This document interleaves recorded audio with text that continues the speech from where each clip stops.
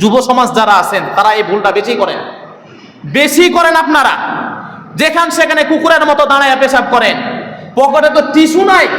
যদি বলি একটা সুন্নাতি জিনিস ব্যবহার করো, টিস্যু ব্যবহার করো, নাহলে পানি ব্যবহার করো, কারো মোবাইলে কারো পকেট থেকে টিস্যু পাওয়া যাবে না, পাওয়া যাবে মোবাইল, পাওয়া যাবে সিগারেটের খাপ, পাওয়া যাবে হচ্ছে কি ম্যাচ, দেশলাই, গ্যাস লাইট, এগুলো পাওয়া যাবে।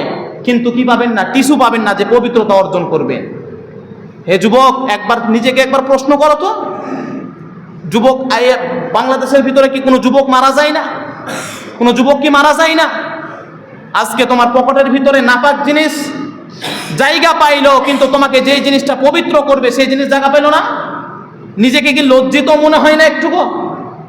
একটুকু নিজের কাছে একটুকু খারাপও লাগে না যে আমি অপবিত্র থাকতেছি, এই বিষয়ে নিজেকে তো খারাপ লাগার কথা।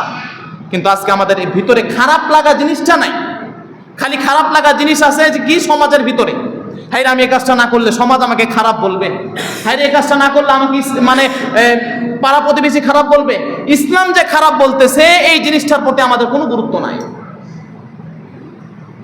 ইসলাম আমাদের কাছে কি হাতের মোয়া? ইচ্ছা হলে গোল বানাইলাম, ইচ্ছা হলে মানে ছিটিয়ে দিলাম, ইচ্ছা হলে যেমন খুশি তেমন করলাম। এটা কি আমরা ইসলাম কেমনটা পাইছি? ইসলাম এমনটা না, ইসলাম এত সহজও না।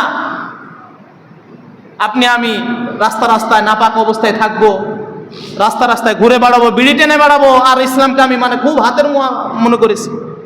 পবিত্রতা অর্জন নেই আমাদের ভিতর থেকে। দাঁড়াইলে সিগারেটের গন্ধ, গুলের গন্ধ, পানের গন্ধ, থাকা যায় না।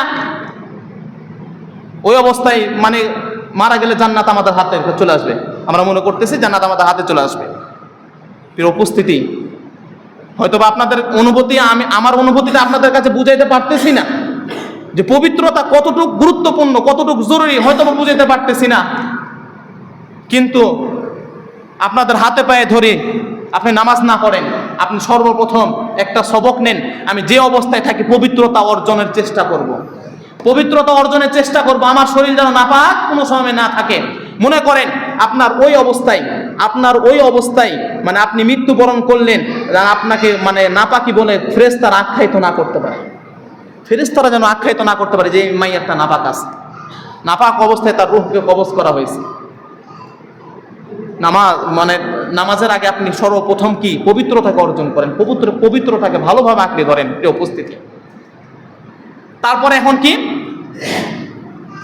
2 নাম্বার পবিত্রতা কি? নামাজের ওয়াজিব 14টি, নামাজের ফরজ 13টি, নামাজের বাহিরে কয় ফরজ? 7 ফরজ। তার ভিতরে 1 নাম্বার কি? শরীর পাক। 1 নাম্বার কি বললাম? শরীর পাক। তাহলে নামাজের জন্য অবশ্যই শরীর পাক থাকা আমাদের শর্ত। 2 নাম্বার বলতেছে নামাজের জায়গা পাক, শরীর পাক।